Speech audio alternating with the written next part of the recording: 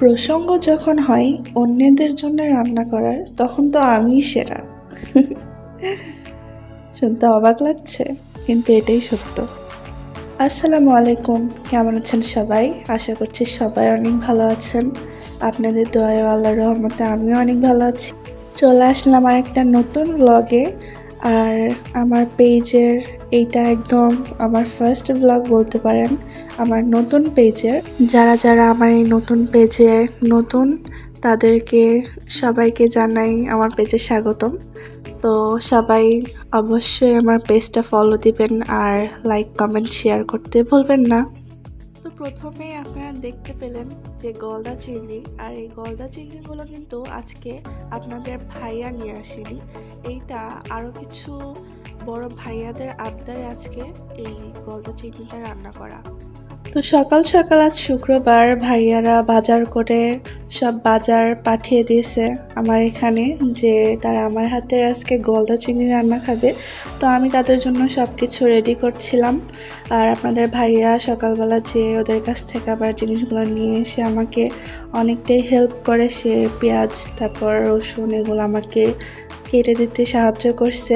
তো এইখানে আমি প্রথমে জিরা, আদা, রসুনটা পেস্ট করে নিচ্ছিলাম। আমি মনে করি মাছে, যে কোনো মাছেই আদা রসুনের চেয়ে পেঁয়াজ বাটা বলেন, মরিচ বাটা, এগুলোই বেশি টেস্ট দেয়। তো আমিও আর ভিন্ন কিছু করলাম না, আজকে এখানে আদা রসুন বাটাটার পরিমাণটা আমি একটু কম রাখছি। আর এখানে আমি ওইটার মধ্যেই অর্ধেকটা টমেটো এখানে পেস্ট করে নিছি, আর তারপরে আবার আলাদা করে এই পেঁয়াজ আর কাঁচামরিচগুলো পেস্ট করে নিছি, সব আলাদা আলাদা। পেস্টগুলো দেখে নিশ্চয়ই অনেক ভালো লাগছে, আমারও দেখে খুব সবুজ হলুদ রঙের মধ্যে খুবই মনোমুগ্ধকর মনে হচ্ছে।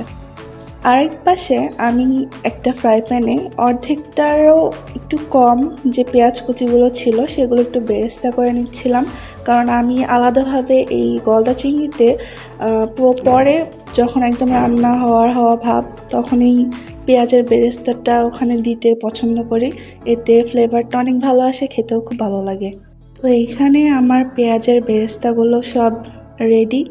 এর মধ্যে আমি গলদা চিংড়িগুলো সব পরিষ্কার করে নিচ্ছিলাম, যদিও বা ওরা সব কেটে দিয়ে আমাকে গেছে। তারপরও গলদা চিংড়ি দেখবেন ঠিক এই মাথার এই অংশে একটা কালো কালার কি যেন থাকে, ওটা আমার একদম পছন্দ হয় না, একটা ছোট শিরার মতো। তো আমি ওগুলো সব একটা একটা করে সব কিছু থেকে বের করে ফেলছি।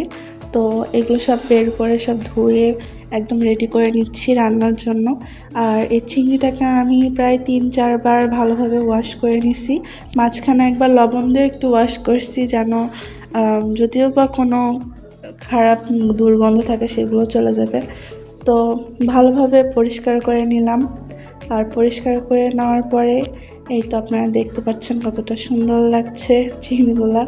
তো গলদা চিংড়ি আমারও খুব ফেভারেট, আমিও মাঝে মাঝে বাসায় রান্না করি, আপনাদের ভাইয়াও খুব পছন্দ করে।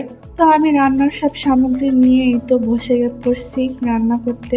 তো এখানে আমার সব যেগুলো রেডি করার কথা আমি সব রেডি করে নিচ্ছি। আর এখানে দেখছেন আমি এই গলদা চিংড়িগুলো প্রথমে একটু হালকা একটু হলুদ আর মরিচের গুঁড়া দিয়ে সুন্দর করে মেখে নিচ্ছি ভাজার আগে। এতে করে ভাজতে গেলে কালারটা অনেক সুন্দর আসে, আর ভেতরে যদি কোনো সিদ্ধ হওয়ার বিষয় থাকে সেটাও তাড়াতাড়ি হয়ে যায়। তারপর আমি ফ্রাই প্যানে তেল গরম করতে দিয়ে দিই। আর তেলটা গরম হলেই তার মধ্যে আমি একে একে করে সব গলদা চিংড়িগুলো সুন্দর করে দিয়ে ভেজে নেব। যখন চিংড়িগুলো দিচ্ছিলাম আমার যে কি ভালো লাগছিল দেখে। আর যখন ভাজা হলো, ভাজা চিংড়ি দেখতেও কিন্তু অনেকটা মজা লাগে, কারণ সেগুলোর কালারগুলো এত ভালো আসে, আমার তো খুবই ভালো লাগে দেখতে। যেমন খেতেও ভালোবাসি, তেমন রান্না করতে অনেক পছন্দ করি। আর রান্না করতে পছন্দ করি বলে আজকে এই অবস্থা। তো যাই হোক, ভাইয়াদের বড় ভাইদের আবদার, তারা খেতে চাইছে, তো না করলাম না আজকে। যদিও বা আপনাদের মেহেরি মামাকে খুব জ্বালায়, আমাকে এইটুকু রান্না করতেই আমার অনেক হ্যাস্ত গেছে। হয়তো বা আপনারা ক্যামেরার পেছনের অংশটা দেখেন না, সবাই বুঝতেও পারবেন না যে ক্যামেরার পেছনে কতটা কষ্ট করা লাগে একটা ভিডিও করতে গেলে। আর যখন আমরা ভিডিওগুলো করি তখন আমার মনে হয় যে কেউ যদি একটু হেল্প করতো।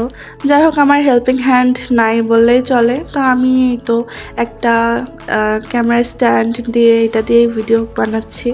তো যাই হোক, আপনারাও আমার যদি ভিডিওগুলো ভালো লাগে অবশ্যই দেখবেন, আর অবশ্যই বেশি বেশি করে শেয়ার করে দিবেন, আর ফলো দিতে ভুলবেন না। তো দেখেন, মাছগুলো যা ভাজা শেষ প্রায়, আর মাছগুলো দেখতে যা লোভনীয় লাগছে, আমি তো মনে হচ্ছে এই ভাজা মাছগুলোই খেয়ে ফেলি। তো যাই হোক, আমার মাছগুলো ভাজা শেষ। এখন আমি ওই গরম তেলের মধ্যেই যে বাকি অর্ধেক পেঁয়াজ ছিল সেই পেঁয়াজগুলো দিয়ে দেবো। সেই পেঁয়াজগুলো একটু হালকা বাদামি বাদামি করে ভেজে নেব। পেঁয়াজগুলো ভাজতে ভাজতে আমার যতক্ষণ লাগছে, মানে অনেকটাই সময় লেগে গেছে। তো এইটুকু জায়গা আমি একটু স্কিপ করছি, যে পেঁয়াজের মধ্যে আমি হালকা একটু লবণ দিছি যেন পেঁয়াজগুলো বেশি পুড়ে না যায়। তো পেঁয়াজগুলো যখন ভাজা প্রায় শেষ, তখন আমি এর মধ্যে যে আদা রসুন আর জিরার পেস্ট এগুলো দিয়ে দিচ্ছিলাম। তো এগুলো একটু কম পরিমাণে লাগছে যদিও বা, কিন্তু চামচে মনে হচ্ছে বেশি হয়ে গেছে, দেখা যাচ্ছে সেটা ক্যামেরায়, কিন্তু অত একটা বেশি হয়নি। আর এখানে আমি টমেটো পেস্টটাও দিয়ে দিছি।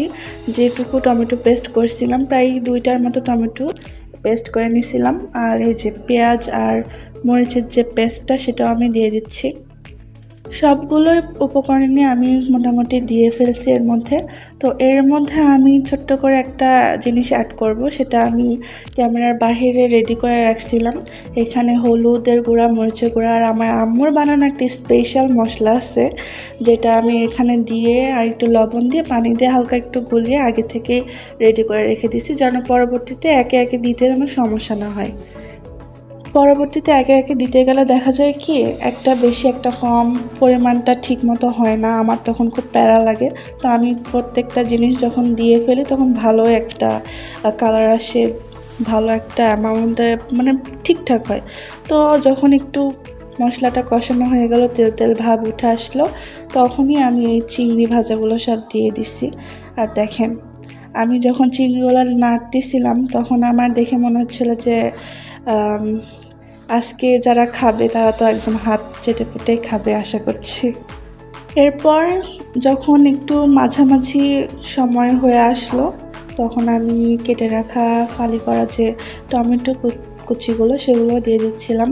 টমেটো কুচিগুলো একটু লেট করে দিছি যেন টমেটো কুচিগুলো বেশি গলে না যায়, যেহেতু ওরা একটু আস্তে আস্তে খেতে চাইছে, আপনাদের ভাইয়া বললো। তো আমি একটু লাস্টের দিকে দেওয়ার চেষ্টা করছি, কারণ আমি প্রথমত এগুলো একদম প্রথমেই দেই।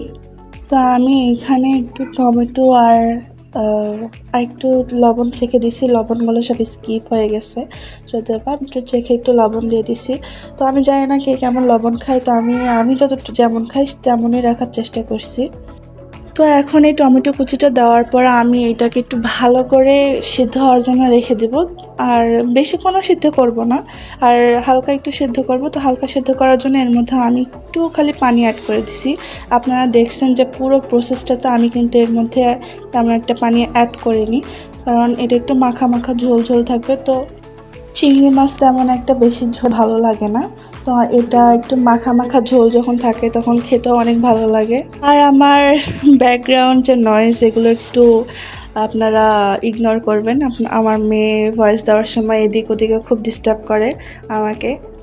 তো যাই হোক, এই পর্যায়ে আমি একটু বেরেস্তাগুলো দিয়ে ভালোভাবে একটু ঢেকে দিচ্ছি। হওয়ার পরে এই তো একদম হয়ে যখন আসবে, তখন আমি এটা একটু ভালো করে নেড়ে চেড়ে নিচ্ছি। দেখেই কিন্তু লোভ লাগছে, তাই না? আমারও কিন্তু অনেকটাই লোভ হচ্ছিল। তো যাই হোক, এখানে রান্নার একদম শেষ পর্যায়ে আমি এর মধ্যে কিছু ফালি কাঁচামরিচ অ্যাড করে দিছি। এটা একটা কাঁচামরিচের ফ্লেভারের জন্য আমি এটা লাস্টে দিতে খুব পছন্দ করি। জানি না আপনারা কীভাবে কেমন করে রান্না করবেন বা করেন, তো আমাকে অবশ্যই কমেন্ট করে জানাবেন আপনারা কিভাবে এটা রান্না করে খেতে পছন্দ করেন। অনেকে এখানে নারকেলের দুধও অ্যাড করে, আমারও খুব পছন্দ, কিন্তু আপাতত এখন সেটা আমার কাছে ছিল না, তাই আমি এটার সাথে দিতে পারিনি। তো কাঁচামরিচ আর এখানে কিছু ধনেপাতা কুচি দিয়ে ভালো করে নেড়ে চেড়ে এটাকে আরেকটু কিছুক্ষণ রান্না করে নেব। রান্নার শেষে আপনাদেরকে আমি এটার ফাইনাল লুকটা অবশ্যই দেখাবো। যদি দেখে আপনাদের জিভে জল না আসে তাহলে আমার নামটা চেঞ্জ করে দিন যা। আমার রান্না একদম শেষ, এখন এটা পরিবেশনের পালা। তো ভাইয়ারা যখন চিংড়ি দিয়ে যায় তো তার সাথে সাথে আমাকে একটা হাঁড়িও দিয়ে যায়, যে হাঁড়িতে করে আপনার ভাইয়া এটা নিয়ে যাবে তার ইউনিটে। তো এই হাঁড়ির মধ্যে আমি ঢালছিলাম, দেখেন ঢালার পরে এটার লুক এতটাই সুন্দর লাগছিল দেখে। তো আমি একদমই টেস্ট করিনি, আমি জানি না কেমন লবণ হয়েছে না হয়েছে। তো আমি একদমই আমার আন্দাজ মতো আমি লবণগুলো দেওয়ার চেষ্টা করছি। আপনাদের ভাইয়া আসলে আপনাদের ভাইয়াকে দিয়ে এটাকে ট্রাই করাবো। তো কেমন লাগলো অবশ্যই কমেন্ট করে জানাবেন, আর অবশ্যই আমাকে সাপোর্ট করবেন। তো আজকের ভিডিও এই পর্যন্তই, সবাই ভালো থাকবেন, আল্লাহ হাফেজ।